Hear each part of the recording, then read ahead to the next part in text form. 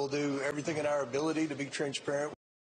All right, let's get into it. Here with me now is Dr. Anahita Dua, the founder of Healthcare for Action PAC. She is also a vascular surgeon, so a great guest to have on today to talk about this subject. You know, what does it say about Biden's doctor invoking his Fifth Amendment right and his willingness to cooperate? Maybe there's some patient-physician privacy there? Oh, there's absolutely privacy. That is well established. Everybody knows that, including the committee, that a doctor is not allowed to disclose anything about a patient's health. This is a unique situation, of course, because this is the White House physician, obviously to the president, and the president does serve all of us as Americans.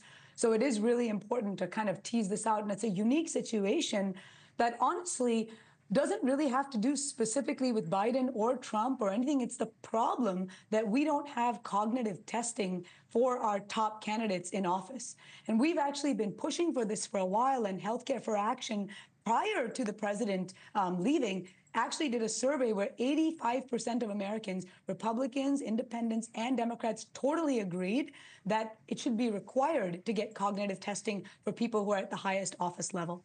Yeah, but is there a way somehow for doctors to testify without breaking that patient confidentiality? Is there any workaround on that? You know, it depends on the question. If it's about the patient's health directly, we're just not allowed to do it unless the patient gives consent. There are very unique circumstances when that's allowed. For example, if there was an issue with a child where there's a child being injured or something of that nature, but there's actually nothing on the books, no law that says that this physician has to say anything about the president, because at the end of the day, in fact, the opposite could happen, that if he were to break HIPAA, which is what that would be, he would then be legally liable because he's supposed to be the doctor to this person. It's really an incredible story to watch this unfold because we've been talking about it for so long. So you've got the top doctor, right? And so if more people from Biden's medical team are called to testify, I mean, could they follow the same path as Dr. O'Connor and refuse to answer questions? Do you think that this goes all across the board? Oh, absolutely. I mean, I don't know anything about the other people who are going to be invited to testify, because I do know that they're calling a number of people. But from the physician standpoint, it's an absolute no-go. I mean, I think the fact that he's invoking the Fifth is giving it a taste to the Republicans that this is somehow a admission of guilt. But actually, in this particular situation, it's purely a HIPAA violation, and he just cannot discuss it, whether it's positive or negative, or whether it supports or doesn't support the president. You know, Doctor, while I have you, I've just got to ask you about the age limit for the presidency, because a lot of people have brought this up. Should there be an age limit? What should that limit be? What do you think? I love that question. So 2 out of 3 Americans, we've got meta studies that show this, 2 out of 3 Americans by the age of 70 will have some cognitive decline. Now, to be the president, you really need to be functioning at the highest executive level. That means critical decision-making and fast decision-making. It is not possible to say that a person at a particular age no longer can do those sorts of things. There are young people in their 40s that have cognitive decline. There are genuinely people in their 80s and 90s who are incredibly sharp.